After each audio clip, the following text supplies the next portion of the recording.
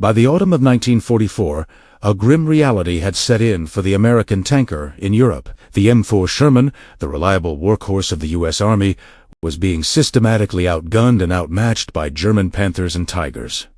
Panther panic was real. Geese wrote home in desperation, pleading for a tank that could give them a fighting chance. The answer, it seemed, was the M26 Pershing, a 46 Tannon monster with thick sloped armor and a devastating 90mm cannon. It was the tank the frontline troops had been praying for. So when America's most famous, most aggressive, and most successful tank commander, General George S. Patton Jr., was asked about the new heavy tank, his response was shocking. He didn't want it. In fact, he actively argued against halting Sherman production to build it. How could this be? How could old blood and guts, the man who believed in attacking, always attacking, turn down a bigger, better weapon? The answer reveals a deep, controversial, and often misunderstood truth about the nature of warfare and the unique, brilliant mind of America's greatest battlefield commander. To understand Patton's logic, we must first understand the terror he was seemingly ignoring. The German Panther was a masterpiece of tank design, arguably the best all-around tank of the war. Its 80mm of sloped frontal armor was immune to the Sherman's standard 75mm gun. Meanwhile, the Panther's long, high-velocity 75mm cannon could kill a Sherman from over a mile away. The M4 Sherman, with its thin vertical armor, earned a grim nickname from its crews, the Ronson Lighter, because it lights up the first time,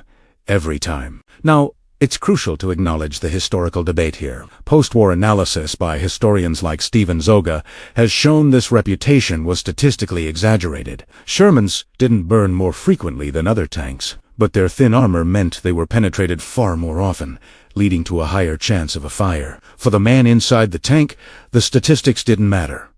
What mattered was the tactical reality. The average engagement range in the Hedge of Normandy was just a few hundred yards, but in the open country of the Lorraine, it stretched out. In those longer-range fights, the Panther and Tiger were kings. American tankers felt like they were in a death trap, forced to rely on flanking maneuvers and overwhelming numbers, often sacrificing 4 or 5 Shermans to kill a single Panther. They were desperate for a tank that could fight on equal terms. The M26 Pershing was that tank. So why did Patton resist it? Because Patton was not fighting the same war as his tankers. George S. Patton was the last of the great horse cavalrymen. His entire understanding of warfare, from his time as a young officer chasing Ponchavillo with motorized cars to his development of armored doctrine in the interwar years, was built on the principles of speed, exploitation, and relentless forward movement. He didn't see tanks as lumbering fortresses meant to slug it out. He saw them as mechanized cavalry. His famous doctrine was, hold them by the nose and kick them in the pants. This meant you used infantry and artillery to fix the enemy in a brutal frontal fight, pinning them in place. While the enemy was focused on this fight, your armored divisions, your mechanized cavalry, would race around their flank, deep into their rear, cutting supply lines, destroying command centers, sowing panic, and creating chaos. For this grand strategic strategy to work, Patton didn't need the best individual tank. He needed the right tank for the team. He needed a tank that was fast enough to exploit a breakthrough, reliable enough to not break down 100 meters behind enemy lines, light enough to cross Europe's aging bridges, and available in such vast numbers that he could afford to lose some and keep the advance rolling. For Patton, the M4 Sherman was unequivocally that tank. Patton's love for the Sherman was not born of ignorance. It was born of deep practical experience. He knew its flaws intimately, and he constantly pushed for the upgraded 76mm gun and better ammunition to give it a better chance.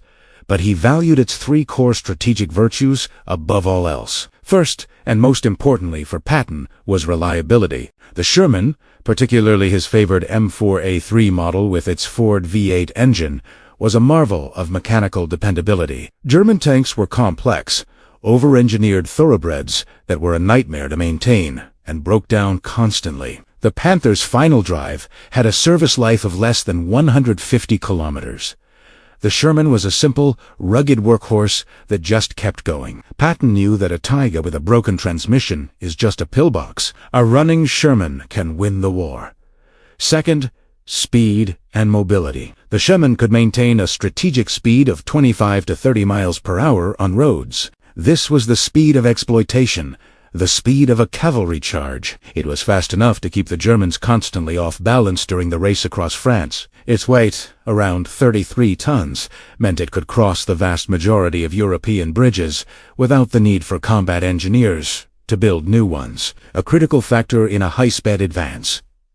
And third, numbers. America produced nearly 50,000 Shermans. Patton understood the brutal calculus of a war of attrition. He knew he would lose tanks, and he needed a logistical system that could replace them immediately. In a letter to the Ordnance Department, he praised the Sherman, stating his belief that its mechanical excellence and the ability to get there the fastest with the mostest was what mattered most in winning the war.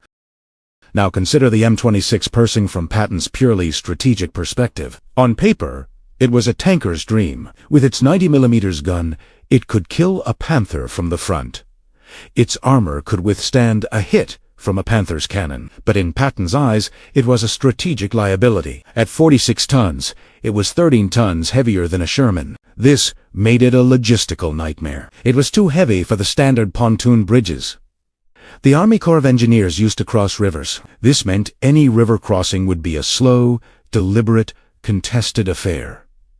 The very opposite of Patton's style. It strained transporters and consumed more fuel, a resource Patton was constantly fighting for. Furthermore, it was mechanically unproven in combat conditions. The Sherman had been tested and perfected over years of war. The Pershing was a new machine with a new engine and transmission that was in fact underpowered for its weight. The last thing Patton wanted in the middle of a 200-mile advance was for his armored spearhead to grind to a halt with mechanical failures. He preferred the known reliable quantity of the Sherman over the powerful but unproven potential of the Pershing. To halt production and retool for the Pershing in late 1944 would have meant a significant drop in the number of tanks arriving at the front, something Patton, who was always screaming for more of everything, would never accept.